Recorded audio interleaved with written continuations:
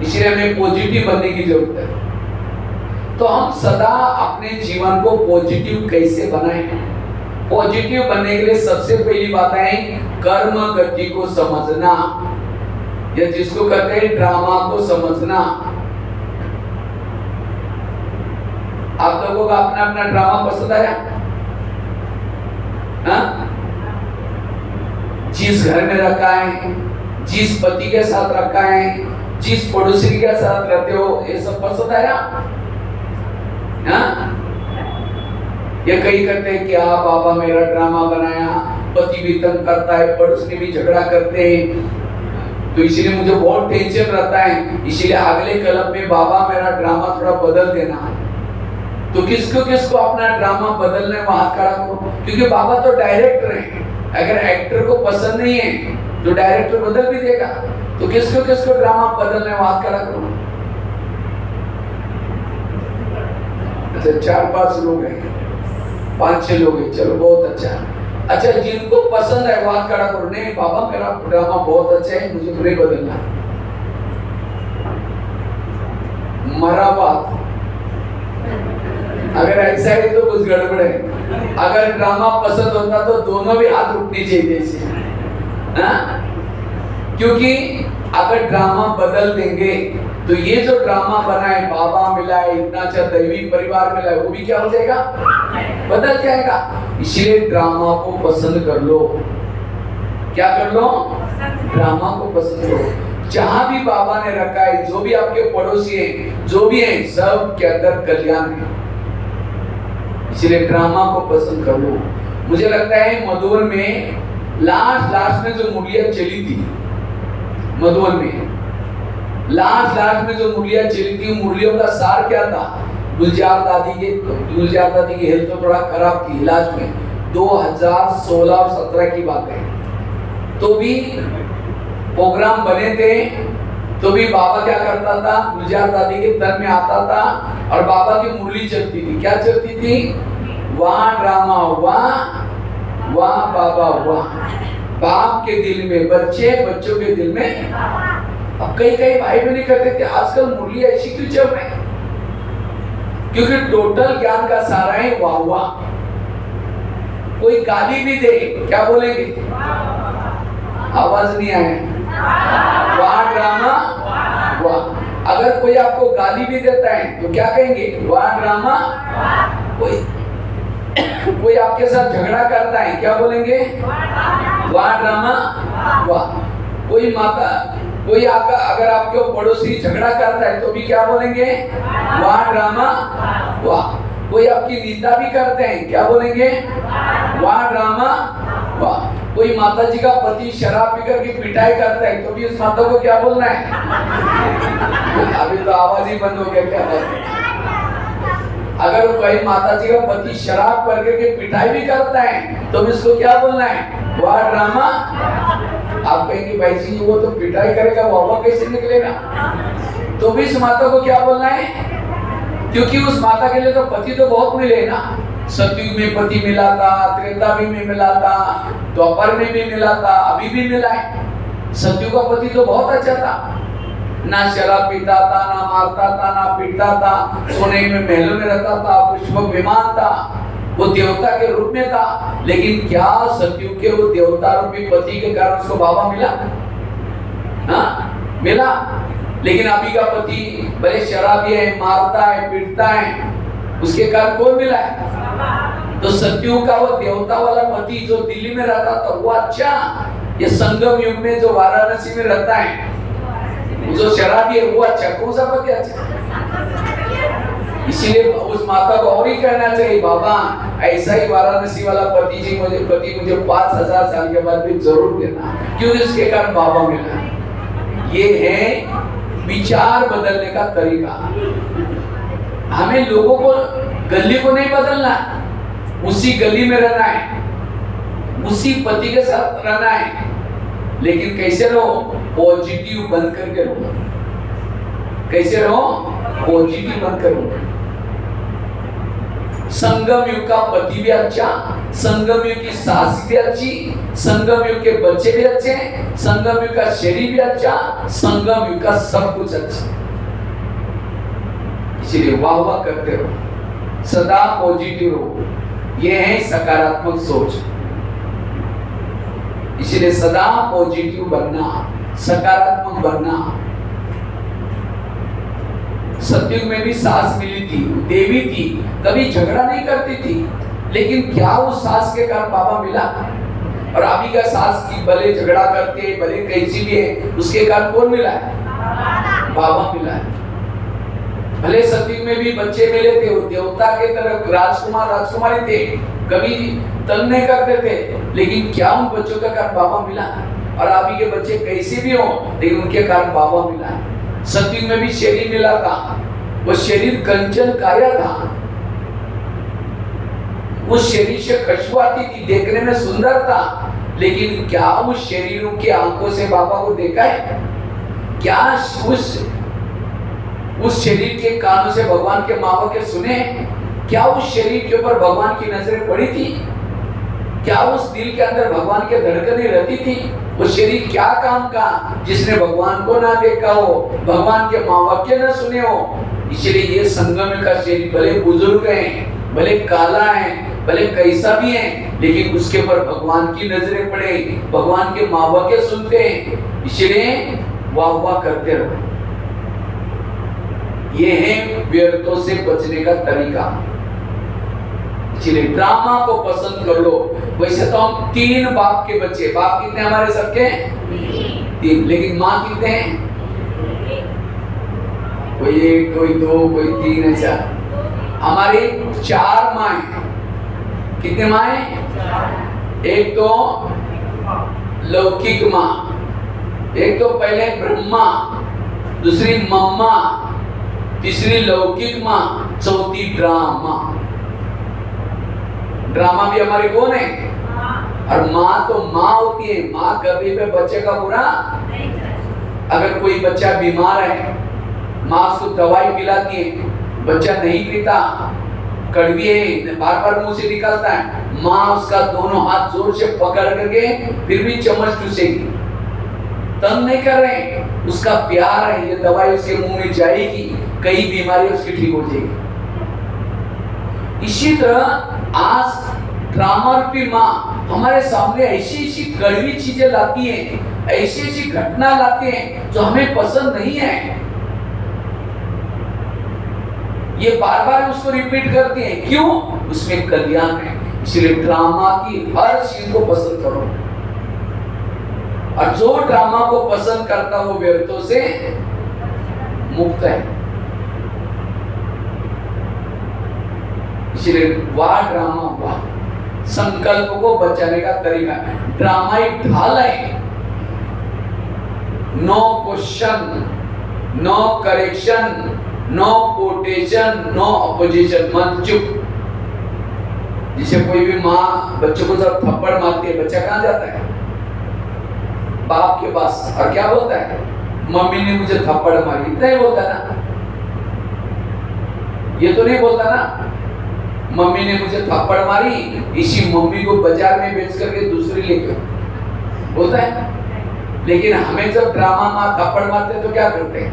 बाबा के पास जाते हैं, बाबा को रोमान करते हैं, कहते हैं बाबा मेरा ड्रामा बदल दो ना, मैंने इस माँ को बेच करके दूसरी लेके आना। तो बाबा क्या कहते हैं? तुमको यहाँ से जाना है तो भले जाओ, मैं तुम्हारे कारण मेरी पत्नी की थोड़ी भगाओ।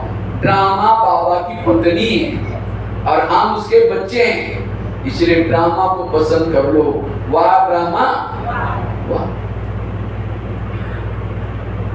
और संगम युग में महान भाग्यशाली कौन है? जिनके जीवन में विघ्न ज्यादा, समस्या ज्यादा, वो बड़े भाग्यशाली हैं। जिनके जीवन में विघ्न समस्या ज्यादा, वो बहुत भाग्यशाली है। कुंती के सामने जब कृष्ण जाता है, कुंती को पूछता है तुमको क्या वरदान चाहिए? सोना चांदी जो भी मांगो। कुंती कहती मुझे सोना नहीं, चांदी नहीं चाहिए, मुझे जीवन में समस्या चाहिए। उसने कहा ये क्यों मांग रहे? मैं तुम्हारे भक्ति का फल देने के लिए आया हूँ। तुमने समस्या क्यों मांगी? तथास्तु, तुम्हारी जो भी इच्छा है पूर्ण हो जाए। फिर कहा कि तुमने समस्या क्यों मांगी? कहते हैं मेरे जीवन में समस्या होगी, आप सदा मेरे साथ में रहेंगे, और आप मेरे साथ में रहेंगे, यही मेरा सौभाग्य है। तो जिसके जीवन में समस्या है, कौन याद रहेगा? इसलिए बाबा कभी कभी बांदेली माताओं को ज्यादा याद करता है। बाबा कहते हैं बांदेली माताओं का योग मेरे से ज्यादा होता है। क्यों? जब उसको पति तंग करता है, परेशान करता है, उसको कौन याद आता है? बाबा। दिल किससे बाबा याद आता है, इसलिए उनका पद भी ऊंचा है। और जिन माताओं को पति तंग नहीं करता, बहुत प्यार करता है, उन माताओं को योग किससे लगाए? पति से। और जिसका योग पति से, उसका पद कुछ भी नहीं होगा। तो पति तंग करने वाला चाहिए, प्यार करने वाला चाहिए? इसीलिए बाबा कहते बच्चे, जीवन की समस्या अच्छाई के लिए आती है। इसलिए कभी भी पति तंग करता है, सास तंग करते हैं, इसलिए घबराओ नहीं। अगर पति तंग न करता, बहुत प्यार करता, अगर कोई बहनें आपको बुलाती, माता जी थोड़ा यहाँ हो ना ज्ञान सुनने के लिए, कहेंगे बहन जी हमारे घर में बड़ी शांति नहीं चाहिए तुम्हारे ज्ञान। उस पति का धन्यवाद जिसने तंग किया और यहाँ आए, या इतना अच्छा ज्ञान मिला। इसलिए हर परिस्थिति में वो हुआ। यह है संकल्पों को बचाने का तरीका। तो संकल्पों को बचाने के लिए ड्रामा को पसंद कर लो, यह है पहली बात। दूसरी बात है, अगर हम अपने संकल्प शक्ति को बचाना है, पॉजिटिव बनना है, उसके लिए कर्म गति को याद रखो। कभी कभी हमारे संकल्प क्यों चलते हैं? क्योंकि हम कर्म गति को कभी भूल जाते हैं। कई सोचते हैं मैं इसके रास्ते में कभी जाती नहीं, मैंने इसका बुरा कुछ किया नहीं, फिर भी ये मेरे साथ ऐसी क्यों करती है? टाली कभी एक हाथ से नहीं बसती। टाली के लिए कितना चाहिए? अगर कोई व्यक्ति मुझे तंग कर रहे हैं, परेशान कर रहे हैं, इसका मतलब मैंने भी कभी किया था। एक ड्रामा की बहुत बड़ी सीक्रेट बात आपको सुनाता हूँ। आपके घर के जितने भी लोग हैं, कोई आपको देने के लिए, कोई आपसे लेने के लिए, और जिन्होंने इस लेने देने को समझा, उसका मन कभी भी नेगेटिव नहीं सोचेगा। आपके घर के बच्चे हैं, आपका पति है, सास है, कोई पिछले जन्मों का देने के लिए, कोई आपसे लेने के लिए। समझो कोई सास है, बहू को तंग कर रहे, परेशान कर रहे, बहू को तनाव टेंशन आ रहे, अगर सास और बहू का पिछले जन्म दिखाया जाए तो आज जो सास है, पिछले जन्म इसकी बहू थी, और जो बहू है अभी जिसको तंग किया जा रहा है, उस समय वो सास थी। और सास बनकर के 4 बजे उठ करके कमर में लात मारती थी, चक्की पीसने के लिए बोलती थी, सत्संग में जाने से रोकती थी, और आप थोड़ी बोलती है तो। इसीलिए कहते ना, सास भी कभी बहू थी। इसलिए आज अगर मुझे पति तंग करता है, इसका मतलब मैंने भी कभी इसको तंग किया था, मेरा हिसाब चुप हो रहा है। कभी भी नेगेटिव विचार नहीं आएंगे। अगर कोई बेटा मेरा नहीं मानता, ये इसलिए पॉजिटिव रहो, कभी भी नेगेटिव नहीं बनो।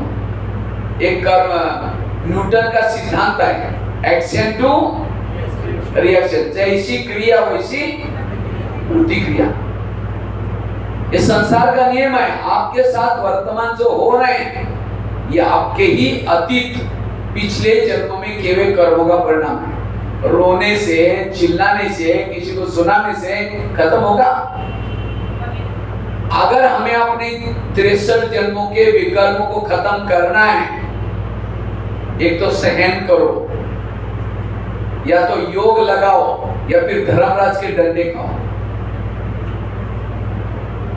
इसलिए हमें हिसाब किताब को चुप्त करने के लिए, अगर कोई मुझे तंग करता है, मेरा हिसाब चुप्त हो रहा है। समझो किसी ने गाली दी, क्या समझो? अच्छा है, इनका भी बहुत दिन का बाकी ताश पूरा हो गया। तो गाली देने के बाद और खुशी बढ़ेगी, क्योंकि हमारा हिसाब क्या हो गया? धर्मराज में जाने से बच गए। ये है पॉजिटिव सोच। नजर बदलो तो नजारे बदल देंगे। इसलिए अपनी सोच को बदलो, वो स्थान नहीं बदलो, लोगों को नहीं बदलो, लेकिन अपने विचारों को बदलो। कर्मों से शरीर बनता है, संबंध मिलते। एक बहुत सुंदर घटना मैं आपको सुनाने जा रहा हूं, इसको बड़े ध्यान से सुनना। और मैं आपको एक प्रश्न पूछूंगा, इससे आपके जीवन में जो प्रॉब्लम्स आते हैं, समस्या आते, उसका जवाब मिलेगा। एक आगरा में पति पत्नी रहते थे, बहुत गरीब थे, झोपड़पट्टी में रहते थे। उनके पास एक मेहमान आया।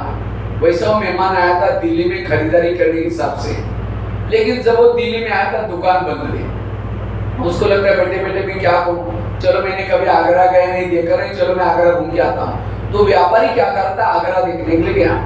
सारा दिन उस व्यापारी ने आगरा घूम के देखा, लेकिन रात को उसको सोने का प्रॉब्लम हो गया।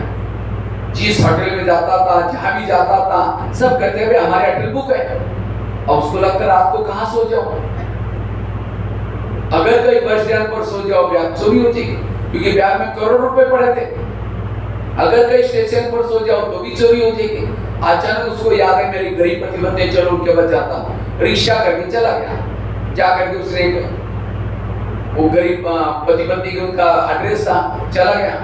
तो गरीब पति पत्नी बड़े खुश हो गए, इतना बड़ा व्यापारी हमारे पास आया, उसको खिलाया पिलाया, सम्मान किया। लेकिन सोने से पहले उसने अपनी ब्याग खोली, कपड़े चेंज करने थे।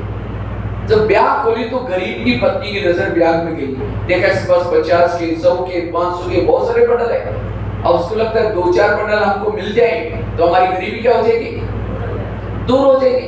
रात में उसको नींद नहीं आई, 12-1 बजे बाहर गई, बड़ा सा पत्थर लाती और पत्थर सीधा उसके सिर में मार दिया, क्योंकि इसकी ब्याग सिराने थी। ब्याग लेने के चक्कर में उन्होंने क्या किया, उसको